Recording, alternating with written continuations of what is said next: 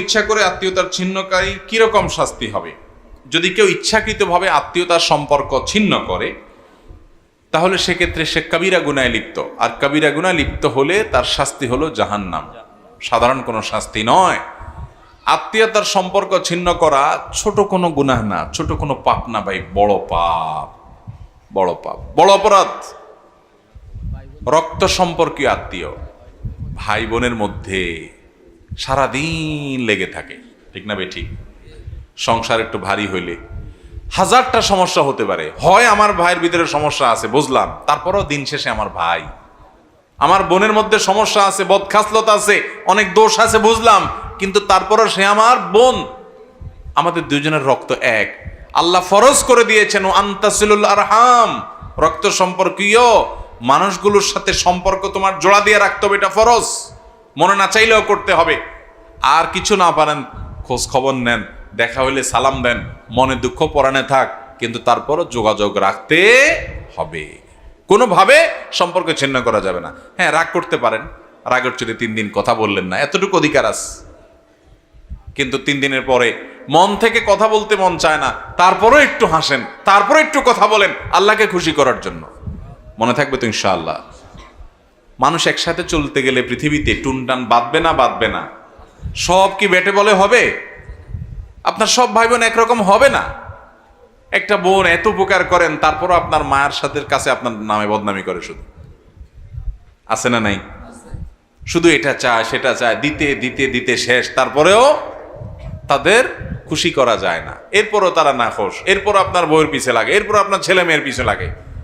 লাগুক, সে যদি খারাপ করে সে আল্লাহর কাছে বিচারের মুখোমুখি হবে, কিন্তু আমি তার ভাই হিসেবে তাকে সম্পর্ক ছিন্ন করতে আর যা পারি সম্পর্ক ছিন্ন করা।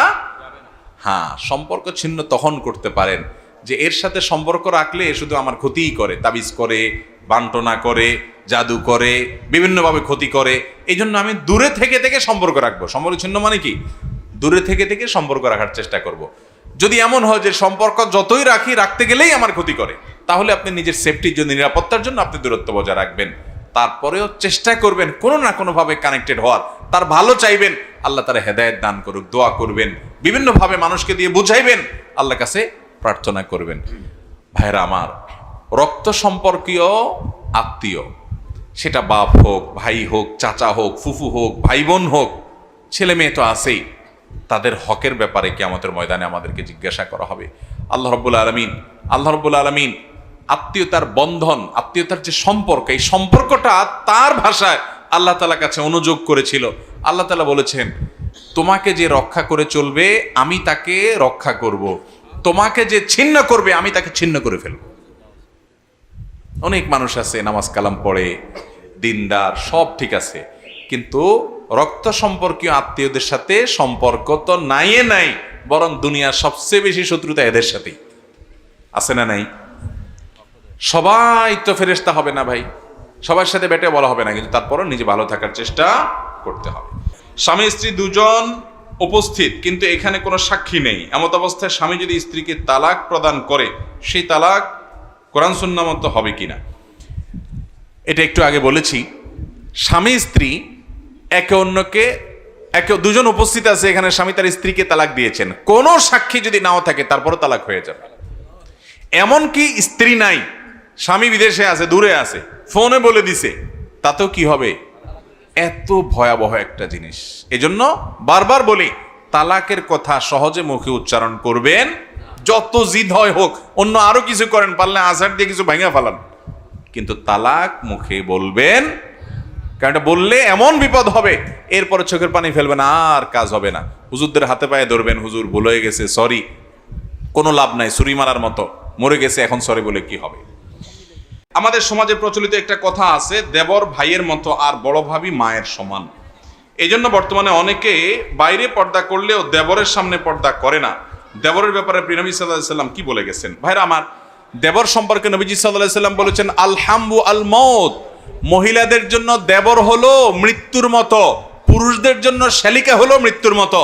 আমাদের সমাজে ইয়ারকি ফাইজলামতি ভাবি দেবরের সাথে করে আর দুলাভাই শালির সাথে করে, আর নবীজি সাল্লাল্লাহু আলাইহি ওয়াসাল্লাম এই দুইটাকে মৃত্যু থেকে যেরকম পালায় মানুষ, সেরকম পালাইতে বলছেন, কারণ এখানে ফিতনার ভয় থাকে বেশি। অতএব যারা বলে দেবর হলো ভাইয়ের মতো, তাদেরকে বলতে হবে তোমার স্বামী মারা গেলে দেবরের সাথে বিয়ে জায়েজ আছে, তোমার ভাইয়ের সাথে কি বিয়ে জায়েজ আছে? তাহলে দেবর ভাইয়ের মতো কেমনে হলো? এটা ভণ্ডামি কথা।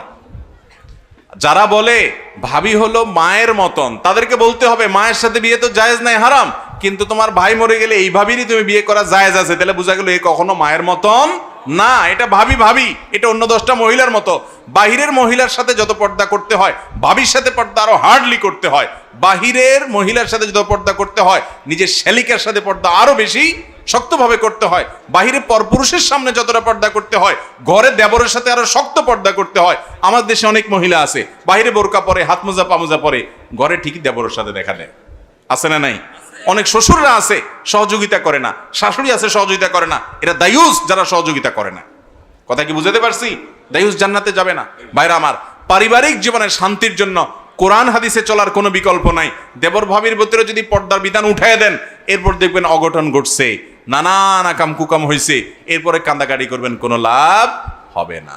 এই জন্য দুলাভাইদেরকে শালি থেকে, দেবরদের থেকে, ভাবি থেকে দূরে সরাইতে হবে। এটা শয়তানে শিখাইছে যে ভাবি মায়ের মতন, দেবর ভাইয়ের মতন। এটা ভণ্ডামি কথা, এটা কখনো সত্য কথা না। তারা বেপর্দা হলে, পর্দার বিধান না মানলে গুনাহ আরো বেশি হবে। অন্য মানুষের চাইতে এখানে পর্দা আরো বেশি করতে হবে। মুরব্বীরা সহযোগিতা করবেন বাসার ভিতরে মহিলাদেরকে দেবরের সাথে পর্দা করার জন্য। এবং ওই দুলাভাইয়ের সাথে শালিকার আপনার ইয়ারকি ফাইজলামতি, অনেক সময় বাপ মা দেখে কিছু বলে না, এগুলো মূর্খতা। এখানে আরো শক্ত হতে হবে, কোনো ফাইজলামতি চলবে না। এই ফাইজলামতির হাত ধরে অনেক আকাম কুকাম হয়, এরপরে আফসোস করে আর কাজ হবে না। আল্লাহ তাআলা আমাদের সবাইকে বুঝার তৌফিক দান করেন। এরপরে প্রশ্ন হলো, আমি প্রতিদিন ফজরের জামাতের সাথে নামাজ পড়ার চেষ্টা করি, কিন্তু যেদিন আমার স্বপ্নদোষ হয় রাতে, সেদিন আমি ফজরের নামাজ না পড়ে কাজা নামাজ পড়ি, কারণ ঠান্ডাতে আমার প্রচুর প্রবলেম ও শ্বাসকষ্ট হয়। এখন সঠিক নিয়মটা যদি বলতেন। ভাইরা আমার, প্রথম কথা হলো যে এমন কোনো জায়গায় এখন নাই বললে চলে যেখানে গরম পানি করার ব্যবস্থা।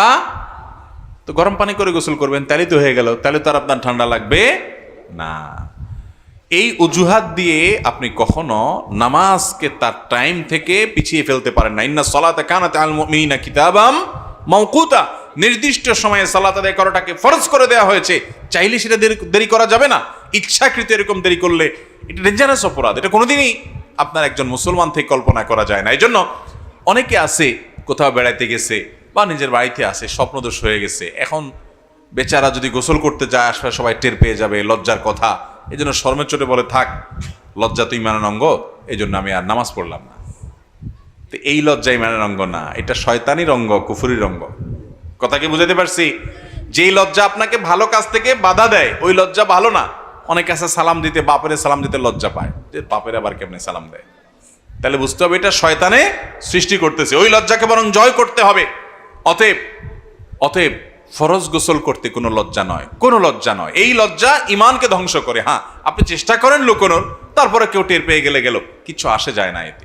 আপনি এই ঠুনকো অজুহাতে নামাজ ত্যাগ করবেন, কিয়ামতের ময়দানে যখন জাহান্নামের শাস্তির মুখোমুখি হবেন, তখন আপনার কাছে লজ্জা ফজ্জা এগুলো সব তুচ্ছ বিষয় মনে হবে।